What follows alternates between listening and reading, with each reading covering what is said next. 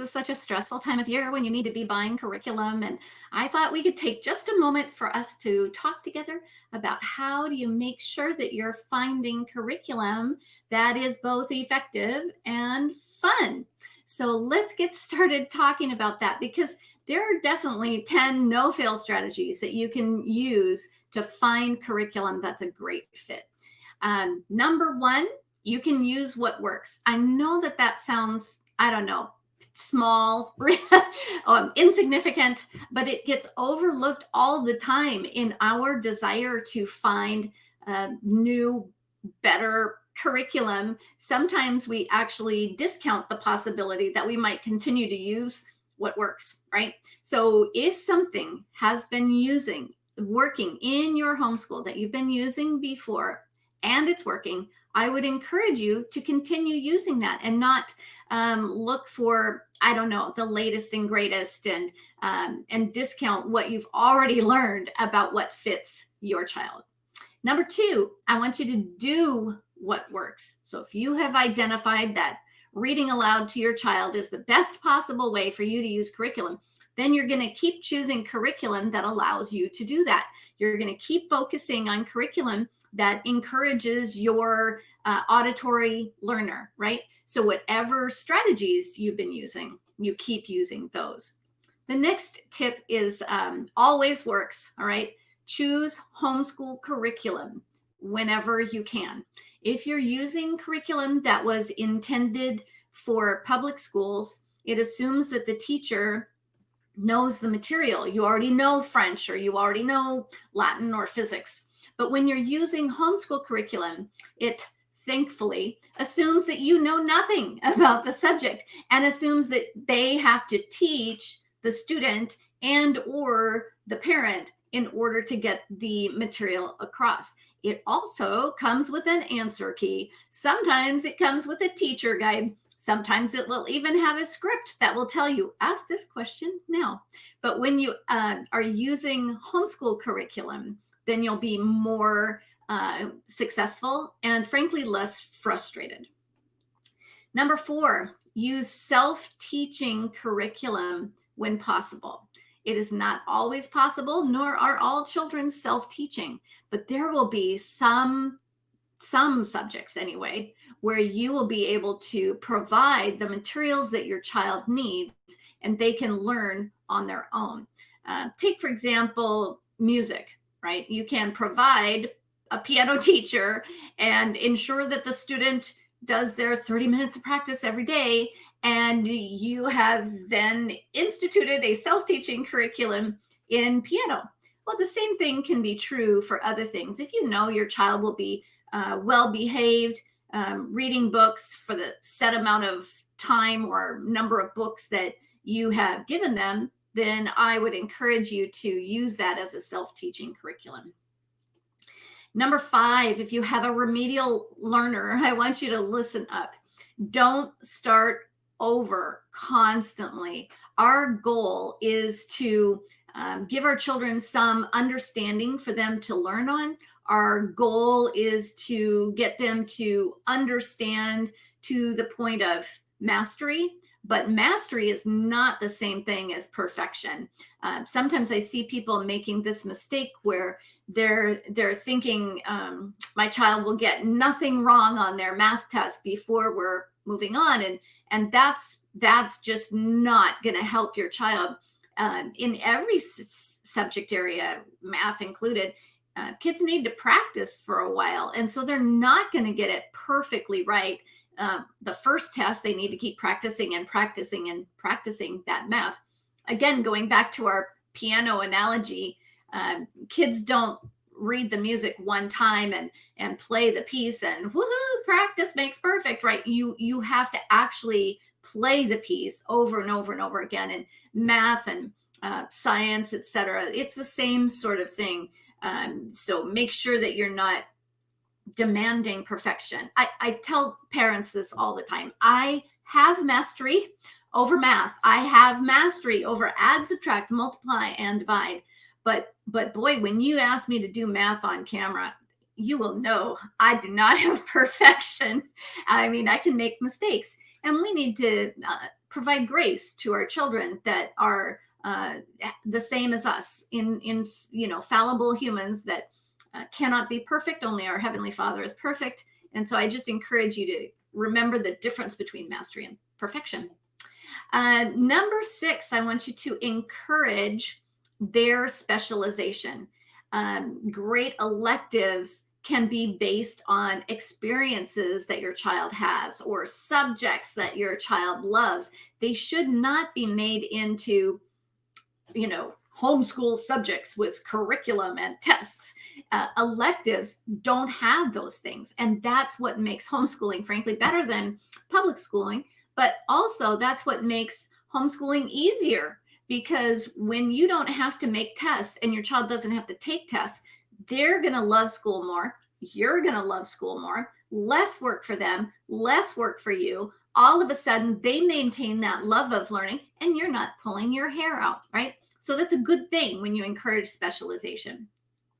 Number 7 is to invest in your weaknesses. When you're looking at curriculum, the very first place that curriculum you start buying is the curriculum for your weak area, whether that's your child's weak area or your weak area.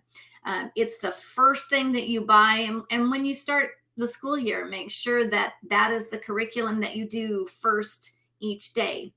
The other thing you want to do is to reinvest in your weaknesses if you need to. So after maybe the first or second month of school, if you've identified it's not going to happen, we're never going to get to it, or this is a terrible, horrible curriculum in your weak area, you are willing to reinvest. And that's how you're going to save your curriculum budget. Because our temptation is to buy curriculum for our strengths. Oh, I just love the fine arts. We're going to buy new pencils and new paints. And ooh, look at these canvases, right? And then the next thing you know, you've spent your wad and you don't have any curriculum money left. So instead, you buy curriculum starting with your weak area, knowing that your strong areas for you or your student are really going to take care of themselves. You will buy them these new art materials for their birthday or for Christmas if they really need them. But it is unlikely that you're going to say buy math curriculum for them for Christmas, unless that's their delight directed learning. And I don't judge. I know kids can be built that way. Number 8, encourage your teenagers to choose curriculum when possible. I find this is so important, especially with math. Most parents get to the point in math where they're like, whoa, and over their head, right? And I know I was, and whether it's pre-algebra for you or calculus, it doesn't matter. All parents get there where they just can't cope with math anymore. And that's when we start reaching out for a video tutorial. And frankly, often a 15-minute video tutorial is all that it needs for them to learn what they need to know so that they can practice those problems. Anyway, what can happen when you use a video tutorial like that is it needs to match the student's preferences. And that's not the same as learning style. We may have, especially if you've been homeschooling for a while, you may have identified, I have an auditory learner. This child is a kinesthetic learner. This child is, a visual learner. And you may know that. But what you don't always see is their preferences. And so when a child is watching a video tutorial in math, something might bug them that you had never considered before. I hear teenagers say, oh, he sounds so weird because of his accent. And you didn't even realize the person had an accent.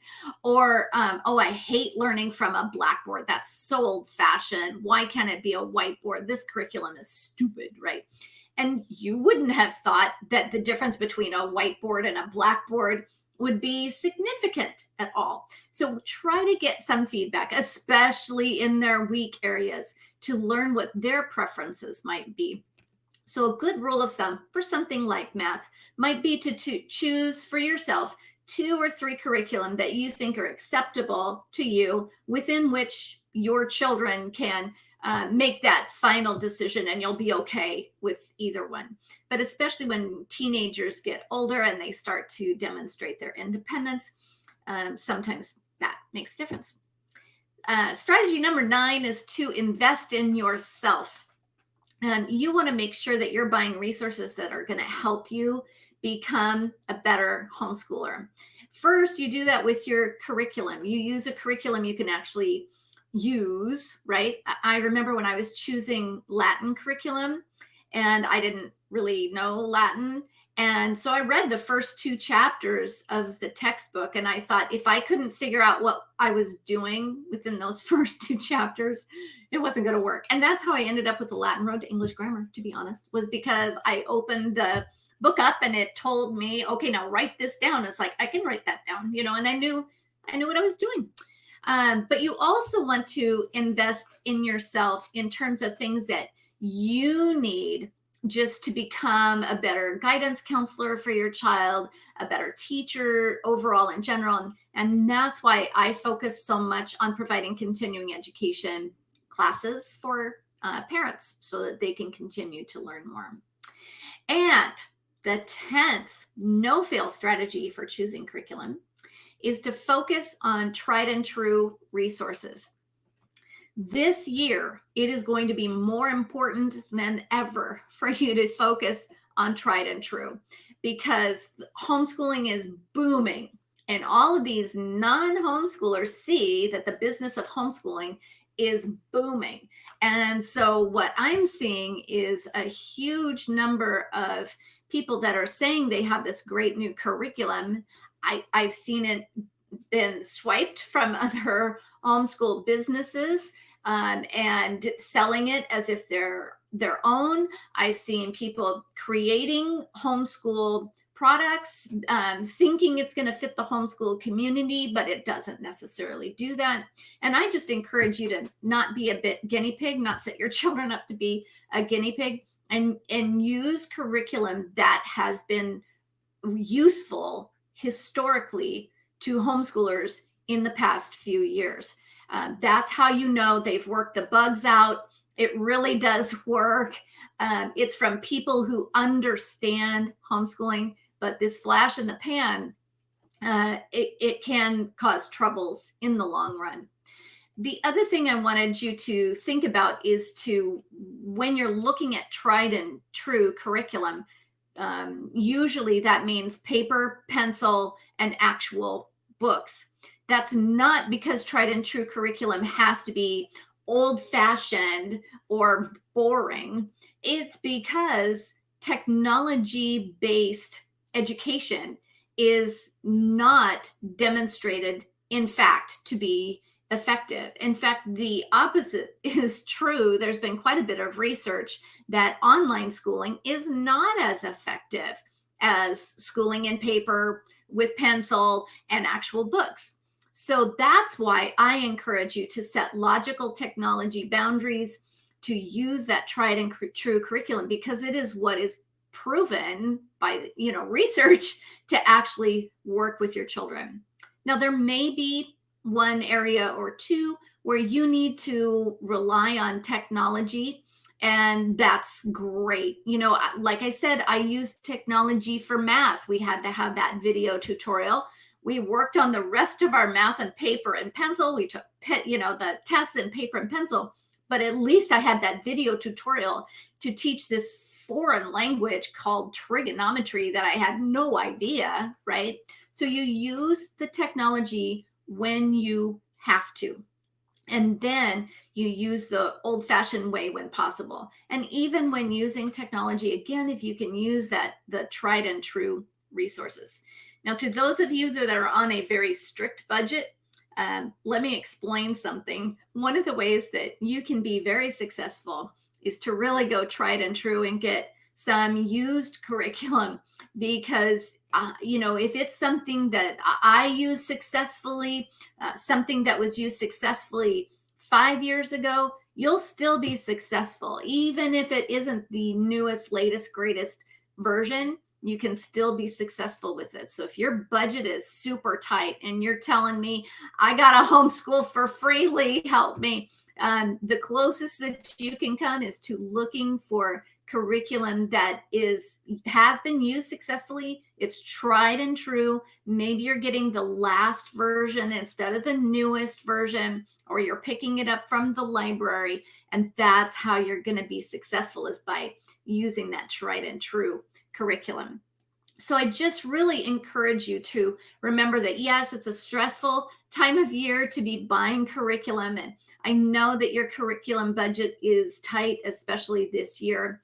But as long as you make wise choices, you will be successful, and you can get the best curriculum that's going to meet the needs of your children.